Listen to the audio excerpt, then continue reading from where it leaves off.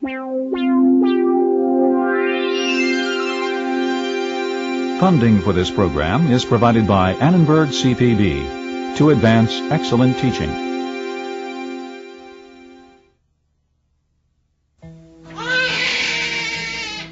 How much do we know when we come into the world? Can we learn to outgrow shyness? What powers of reasoning does a 6-month-old have?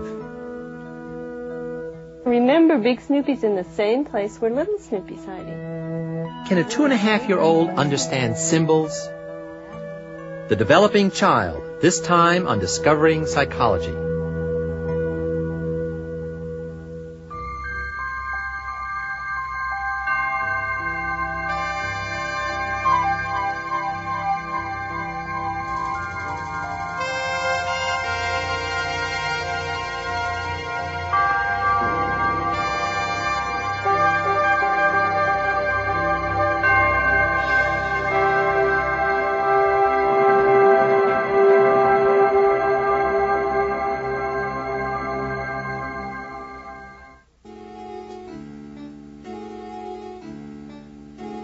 About 200 years ago, the new science of mental medicine, an early version of psychology, captured the fancy of philosophers, educators, and physicians. They debated about the true essence of human beings and the difference between people and animals. On one side of the debate was the French philosopher Jean-Jacques Rousseau, who believed that people are born with all the skills and qualities that make them who they are. For Rousseau, it is nature, that which we bring into the world at birth, that most affects our development. We are born noble savages, only to be corrupted by our experiences in society. On the other side of the debate was the English philosopher, John Locke. For Locke, a baby is merely a blank tablet, devoid of any knowledge or skills. It is only experience, that which we learn as we are nurtured by other people and by society, that determines who we become. And so in time, the debate became known as nature versus nurture. In 1800, the debate was sharpened by the discovery of a wild 12-year-old child, a naked savage boy who had apparently lived alone in the forests of Aveyron, France. Here was a child with no experience of human nurturing at all, only of nature. A young doctor, Jean-Marie Itard, tried to civilize and educate the boy, whom he named Victor.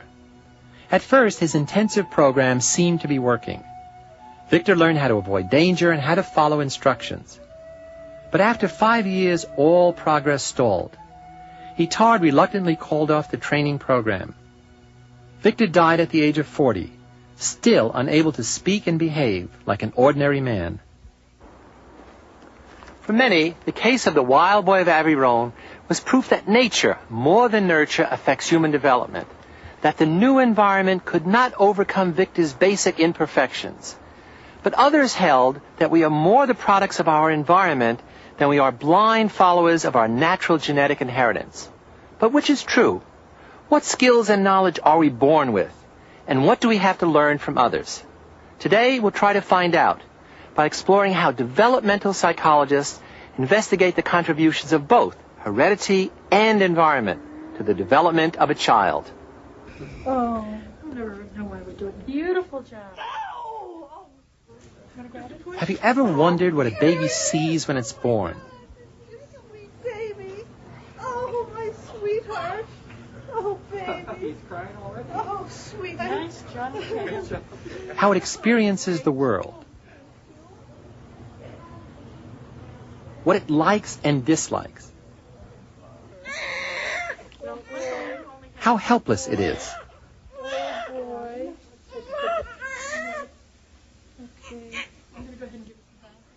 For William James, America's foremost psychologist at the turn of the century, an infant was a totally confused and helpless organism.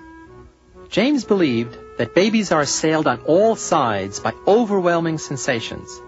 In his words, one great blooming, buzzing confusion, in contrast to the tranquility of life in the womb. In the late 1920s, John Watson, the founder of behaviorism, described the infant as a lively, squirming bit of flesh, capable of making a few simple responses. And as recently as 1964, a medical textbook proclaimed that newborns cannot focus their eyes or respond to sounds. And many doctors still believe that babies cannot feel pain, but they're all wrong. For the past 20 years, research has pointed to an opposite conclusion. That babies come into the world ready to perform all sorts of amazing feats.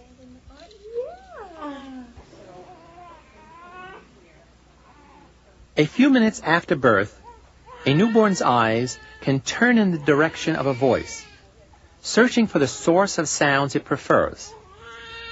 It can reach out a hand and make contact, and turn its head to follow a moving face.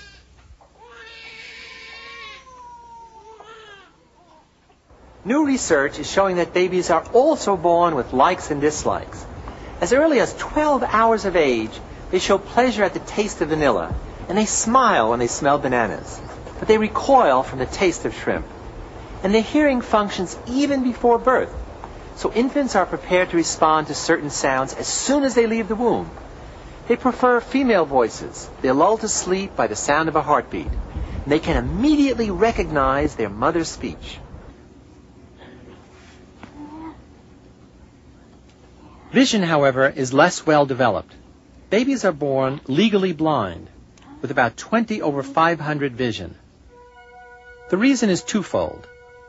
Newborns don't have enough cone cells functioning in their retinas, nor are there enough connections among the neurons in the visual cortex of the brain. But both develop very rapidly. A 1-month-old can detect the contours of a head at close distances. A 7-week-old smiles as it scans its mother's face. A 2-month-old can distinguish colors. And a 3-month-old can bring distant objects into focus, almost as well as an adult. At 3 months, a baby can also perceive contrast well enough to detect differences in facial expressions, reacting differently to faces that look happy, surprised, sad, or neutral.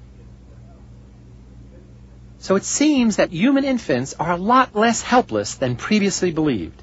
In fact, they are well equipped to accomplish the 3 basic tasks of infancy: getting the sustenance they need, defending against harmful stimulations, and making social contact. But if babies can't talk to us, you might wonder how we presume to know what they see, think, or feel. The answer is that developmental researchers note what infants can do. Then they infer what meaning certain patterns of behavior have for the infant.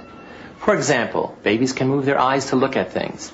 They can reach out to touch objects, and they can suck liquids.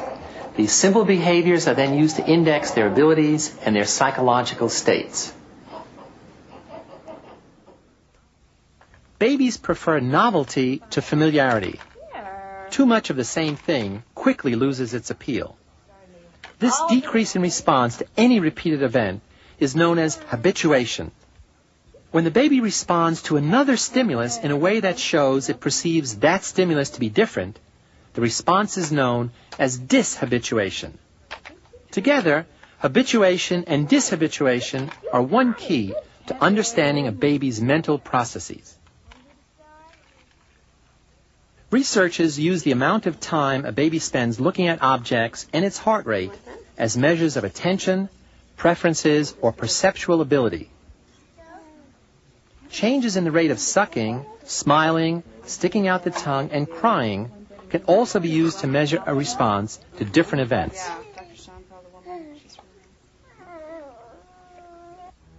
In 1958, psychologist Robert Vance started the tradition of using a baby's preference for looking at something new as a form of silent speech. Vance also observed that babies preferred objects that have contours to those that are plain, complex ones over simple ones, and whole faces over parts of faces that are jumbled up. But the researcher who most contributed to our understanding of what children know is Swiss psychologist Jean Piaget. La période préscolaire est, psychologiquement parlant, une période tout à fait fondamentale. Piaget didn't use fancy lab equipment, but rather simple demonstrations that yielded generalizations about the workings of a child's mind.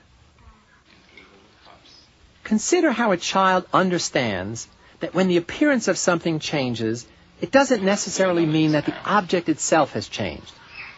In one of Piaget's demonstrations, two of the same size glasses are filled with equal amounts of colored liquid. The contents of one of the glasses is poured into a tall container. Now, would you say that there's the same amount of juice in the two cups? Or does one have more, or does the other have more?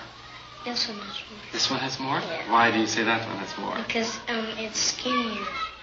6-year-olds believe that the tall container now has more liquid than the glass. 7-year-olds are uncertain, and 8-year-olds know that despite appearances, nothing has really changed. Because this glass is just taller, but so you just done just to call it just out of the same hand and pour it in there. Fine. And that just filled it up, but the only thing is still the same amount. Good. That's very good thinking. The amount of colored liquid remains the same, no matter what container it's in. Its volume is conserved.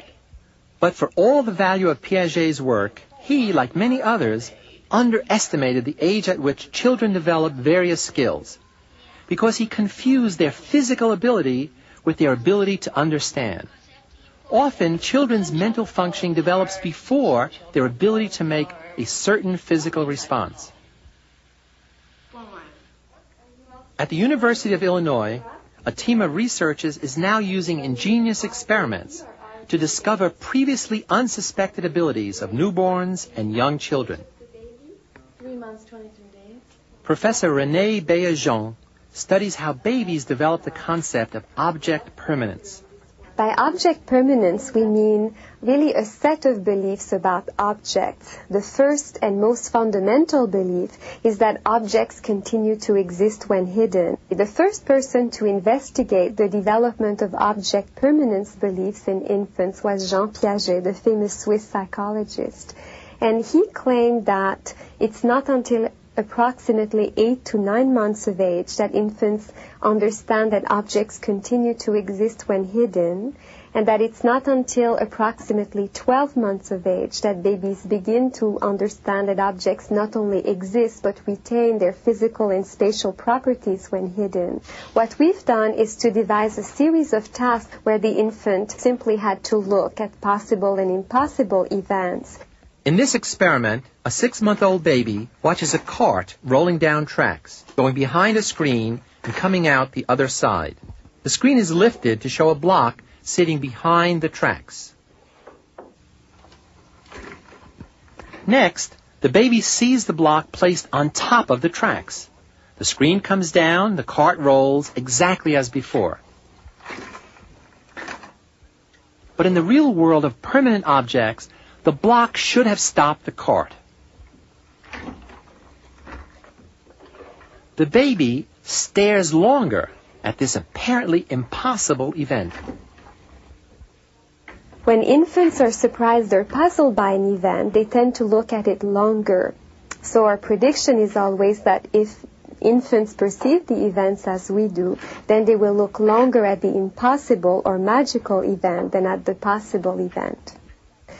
And what we found is that infants as young as 3.5 months of age, and perhaps younger, but certainly as young as 3.5 months of age, understand that objects continue to exist when hidden. One contribution of this research is to say that we must really take a very close look at infants' physical knowledge. It's much richer, much more sophisticated than used to be thought. While Bellajon works with babies, a colleague at the University of Illinois, Judy Deloche, focuses on cognitive development in older children, especially how they understand symbols. The symbol is something that stands for something else.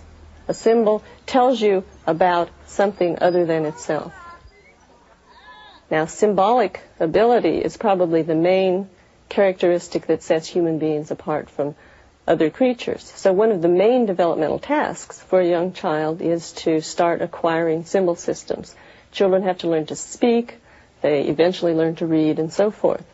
Now what I'm looking at is the acquisition of a very early kind of symbolic understanding, and this is the child's understanding of a scale model. Understanding that this model that I showed the child, which looks like a little playroom, looks like a little doll's house, what I'm looking at is the child's understanding that this model represents something else, that it represents or stands for or is a symbol for a larger space, a larger room that corresponds to this model. Okay, Charlotte, here's Big Snoopy. Here's Little Snoopy. I'm going to hide Little Snoopy here in his little room, okay? You watch where I hide him. Now watch, I'm hiding him right there. The subject here is 2.5-year-old Charlotte. Now I'm going to go hide Big Snoopy in the same place in his big room, okay? You wait right here, okay? You wait right here. I'm going to go hide Big Snoopy.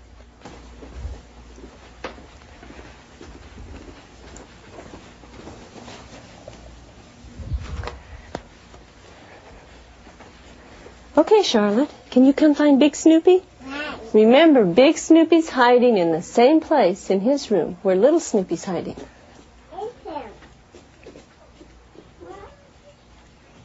Where is Big Snoopy? No. Remember, Big Snoopy's in the same place where Little Snoopy's hiding. Yeah, where is he hiding? Can you find him? He's in the same place Little Snoopy is. You know, I think he's back there somewhere. Let's just see if you can find him back there. Oh, look again. Did you find him? Good girl. There he is. There's Snoopy. Okay. Marielle is 3 years old. Look, here's Big Snoopy. Here's his friend Little Snoopy. I'm going to hide Little Snoopy here in his little room, okay?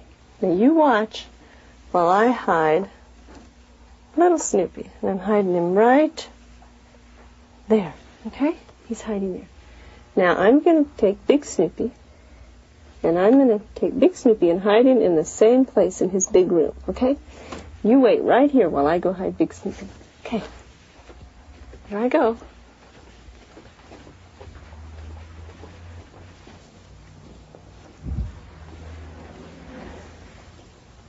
Okay, Mario, Big Snoopy's hiding. Remember, he's hiding in the same place in his big room where Little Snoopy is. Can you find him?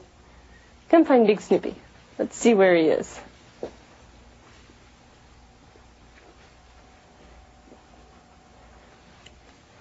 Good girl. You found him, didn't you? He likes that. He likes for you to find him. Now, can you go find Little Snoopy? Where's Little Snoopy? Let's find him.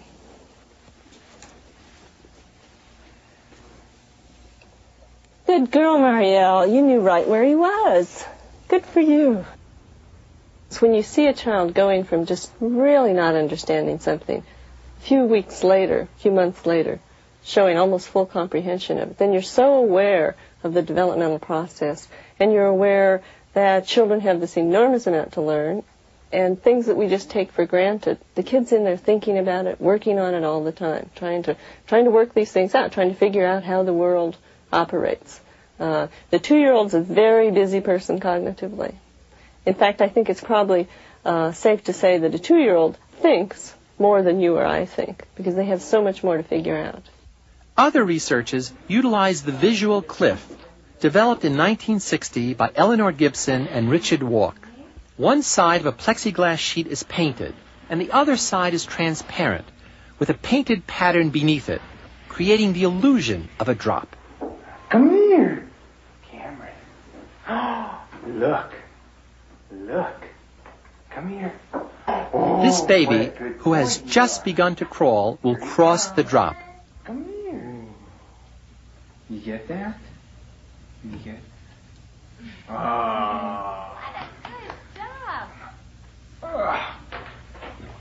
Oh, what a good baby.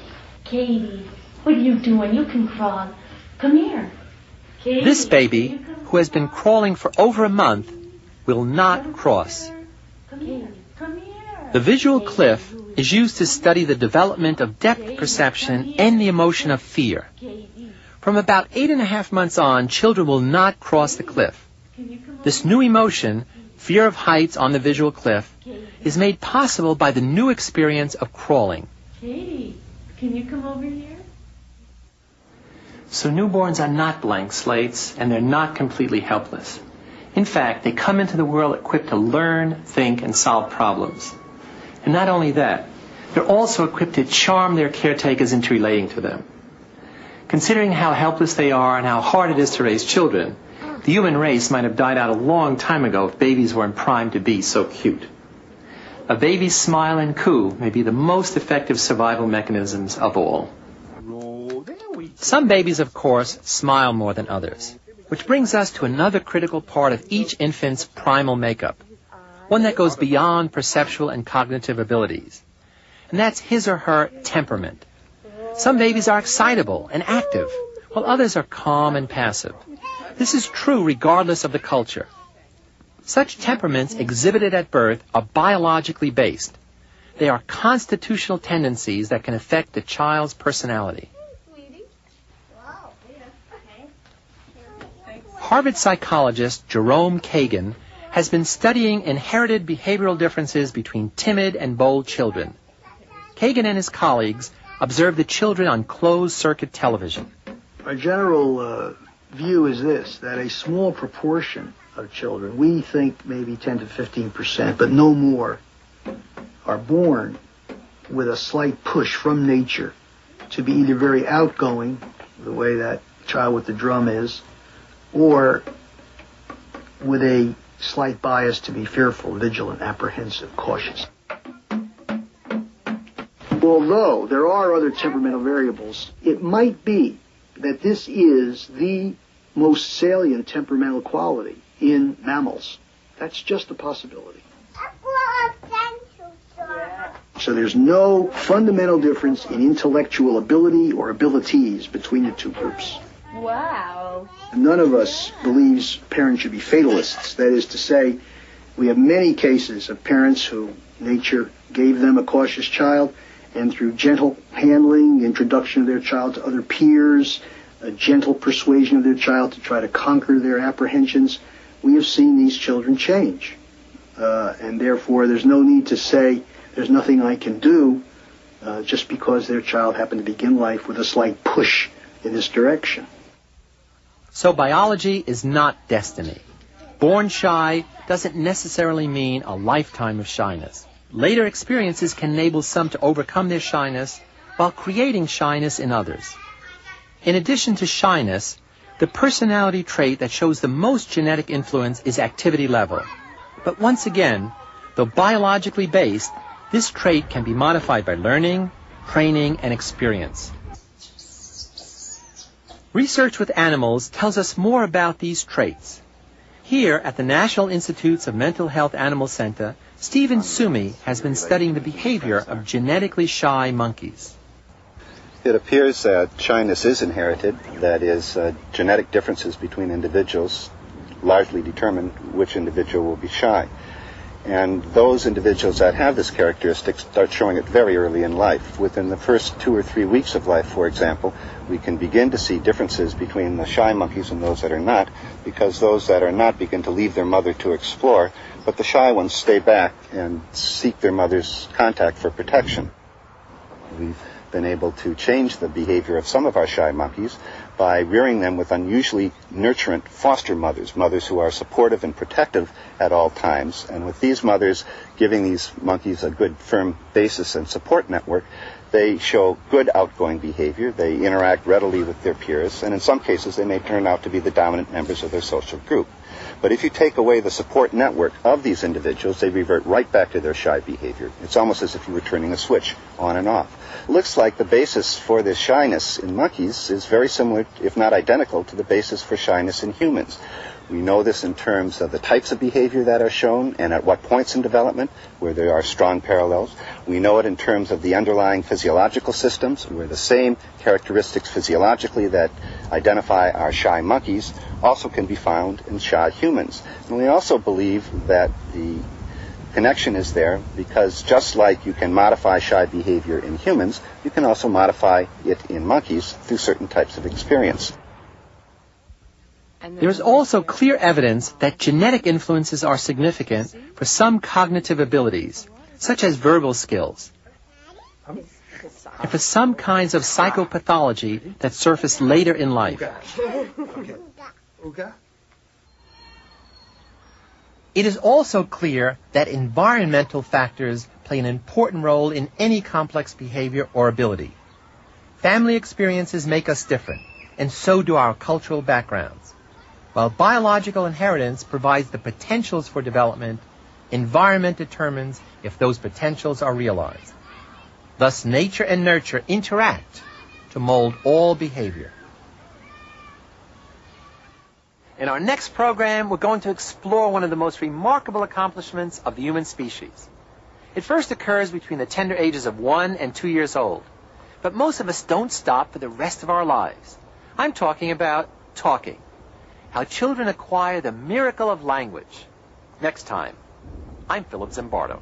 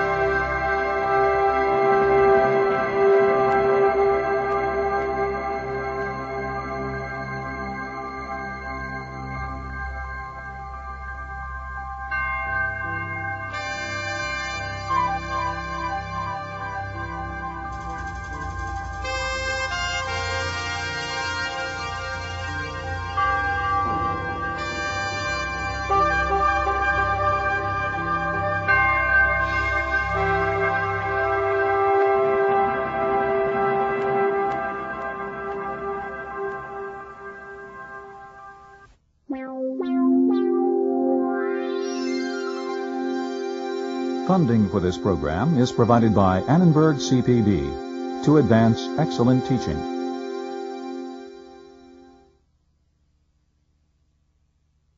For information about this and other Annenberg CPB programs, call 1-800-LEARNER and visit us at www.learner.org.